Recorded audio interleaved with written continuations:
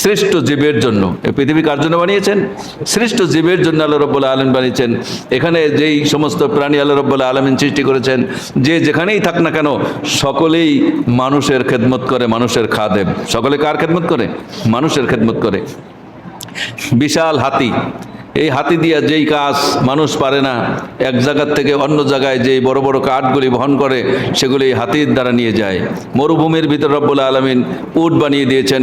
এই জন্য আল্লাহ পাক বলছেন, আফালা ইয়ানজুরুনা ইলাল ইবলি কাইফা খুলিকাত, তোমরা উটের দিকে দৃষ্টি নিক্ষেপ করো, দেখো আমি রব্বুল আলামিন উটকে কিভাবে সৃষ্টি করেছি।